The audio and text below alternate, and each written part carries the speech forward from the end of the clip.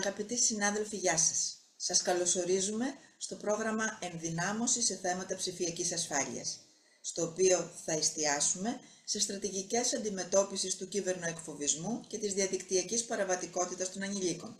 Το πρόγραμμα προσφέρεται από το Κέντρο Επιμόρφωσης και Διαβίου Μάθησης του Πανεπιστημίου Πατρών σε συνεργασία με την Bright Academy. Εγώ είμαι η Ανθή Καρατράντη. Θα είμαι μαζί σας ως επιστημονική υπεύθυνη αυτού του προγράμματος και υπόσχομαι ότι θα είμαι στο πλάι σας σε οτιδήποτε χρειαστεί κατά τη διάρκεια του. Όλοι μας ενεργούμε ως ψηφιακοί πολίτες σήμερα πια. Είτε το καταλαβαίνουμε είτε όχι, είτε το κάνουμε συνειδητά είτε ασυνείδητα, είμαστε ψηφιακοί πολίτες. Η ουσία όμως είναι, και το σημαντικό, να μάθουμε να ενεργούμε ως ενεργοί ψηφιακοί πολίτες, να μπορούμε να εκμεταλλευτούμε όλα τα θετικά στοιχεία που μπορεί η ψηφιακή μας πολιτιότητα να μας προσφέρει.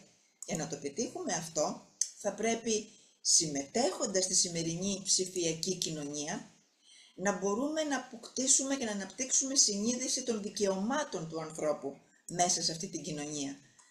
Καθώς αξιοποιούμε τις νέες τεχνολογίες, να το κάνουμε αυτό υπεύθυνα και να μπορούμε να κατανοούμε και να αντιλαμβανόμαστε τους κινδύνους που διατρέχουμε, αλλά και να γνωρίζουμε και να εφαρμόζουμε στην πράξη καλές πρακτικές για την ασφάλειά μας και την αντιμετώπιση αυτών των κινδύνων. Εμείς οι εκπαιδευτικοί όλων των βαθμίδων, από το νηπιαγωγείο μέχρι και το πανεπιστήμιο, έχουμε ένα δύσκολο ρόλο.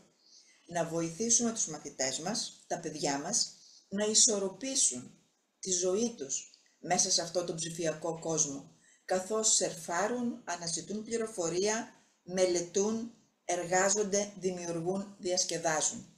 Για να μπορέσουμε να τους βοηθήσουμε όμως, θα πρέπει να είμαστε ικανοί να αντιλαμβανόμαστε βασικές έννοιες για την ασφαλή χρήση του διαδικτύου και την ψηφιακή ασφάλεια. Να αντιλαμβανόμαστε τους κινδύνους που μπορεί να διατρέχουμε εμείς και τα παιδιά μας και να γνωρίζουμε κανόνες καλής, σωστής διαδικτυακής συμπεριφοράς. Να γνωρίζουμε επιστημονικά και νομικά τι είναι ο διαδικτυακός εκφοβισμός και πώς να τον αντιμετωπίσουμε. Να γνωρίζουμε τι είναι το κυβερνοέγκλημα. Να γνωρίζουμε τι λέει το ελληνικό ποινικό δίκαιο για τα εγκλήματα στον κυβερνοχώρο. Να μπορούμε να εφαρμόσουμε στην πράξη καλές πρακτικές αντιμετώπισης του κυβερνοεκφοβισμού. Είναι πάρα πολύ σημαντικό να αναπτύξουμε τις απαραίτητες εκείνες δεξιότητες σε επίπεδο γνώσεων, πρακτικών δεξιοτήτων, αλλά και στάσεων για να αντιμετωπίσουμε τους κινδύνους του διαδικτύου. Σε αυτή τη λογική, οι ψηφιακές μας δεξιότητες είναι πάρα πολύ σημαντικές και μπορούν να μας υποστηρίξουν. Οι ψηφιακές μας δεξιότητες ως πολίτες, ως εκπαιδευτικοί, ως μέλη εκπαιδευτικών οργανισμών. Όπως είπαμε και πριν, στη ζωή μας πρέπει να υπάρχει μια ισορροπία.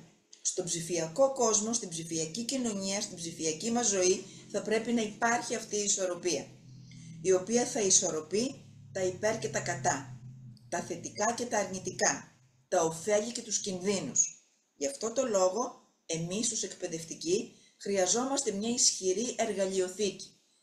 Μια εργαλειοθήκη με εργαλεία που θα υποστηρίξουν εμάς και τους μαθητές μας στην ψηφιακή ασφάλεια και στην αντιμετώπιση του κυβερνοεκφοβισμού και της διαδικτυακής παραβατικότητας ανηλίκων που δυστυχώς σήμερα αυξάνονται συνεχώς.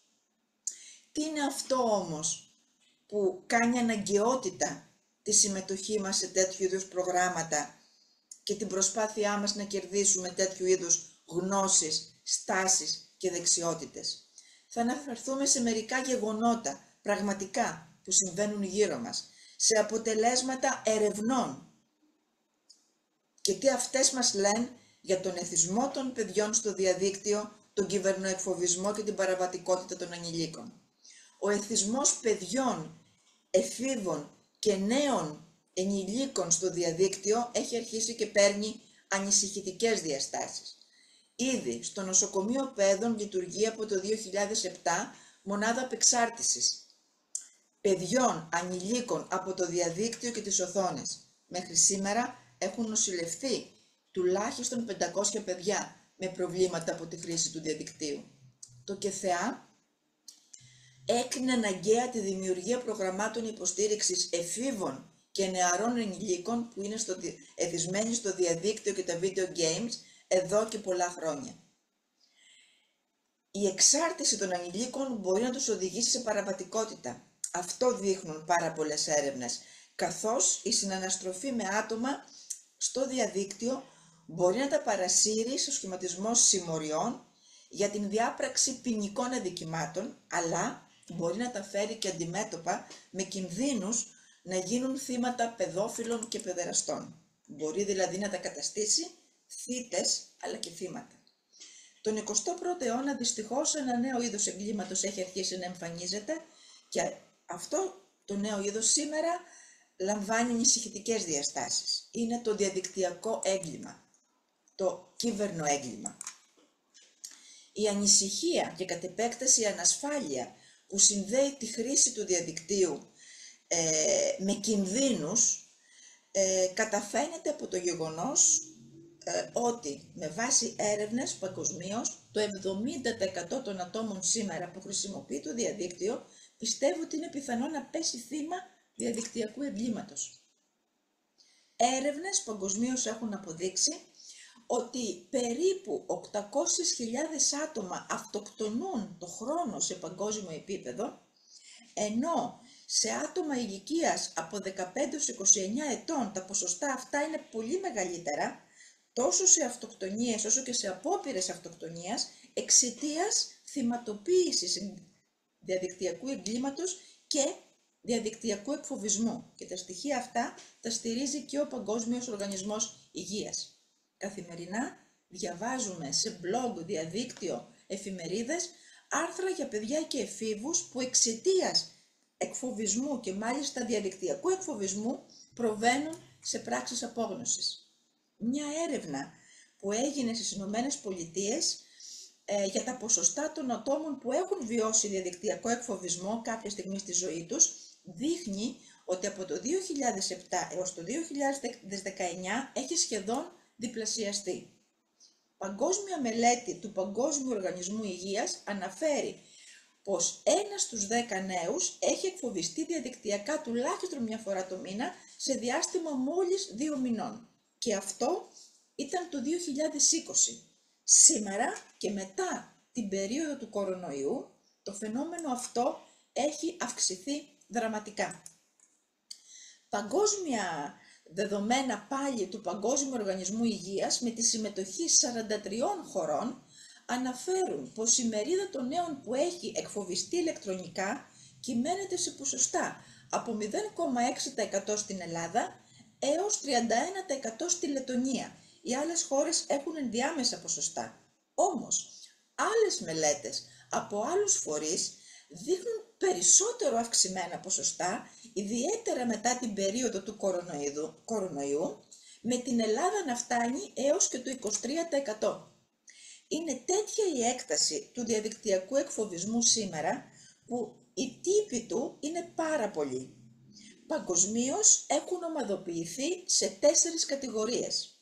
Αυτές που αφορούν τη λεκτική βία μέσω τηλεφωνημάτων, μέσω κοινωνικής δικτύωσης, γραπτών μηνυμάτων, αυτές που αφορούν την οπτική βία, δημοσίευση, αποστολή, διαμερισμό εικόνων και βίντεο μέσω του διαδικτύου, αυτές που αφορούν δράσεις αποκλεισμού, σκόπιμη και βίαιη εξαίρεση από διαδικτυακές ομάδες και αυτές που αφορούν πλαστοπροσωπία, δηλαδή κλοπή και αποκάλυψη απορρίτων πληροφοριών χρησιμοποιώντας το λογαριασμό άλλου ατόμου.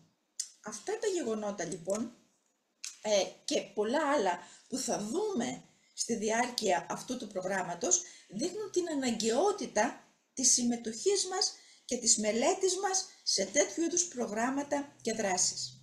Όμως, για να μπορέσουμε να πετύχουμε το στόχο μας και να αναπτυχθούμε σε αυτή την κατεύθυνση, θα πρέπει όλοι οι συμμετέχοντες στο πρόγραμμα, εκπαιδευτές και εκπαιδευόμενοι, να δουλέψουμε ως ομάδα. Μας εύχομαι λοιπόν καλή μας συνεργασία και κάθε επιτυχία σε αυτό το πρόγραμμα. Καλώς ήρθατε!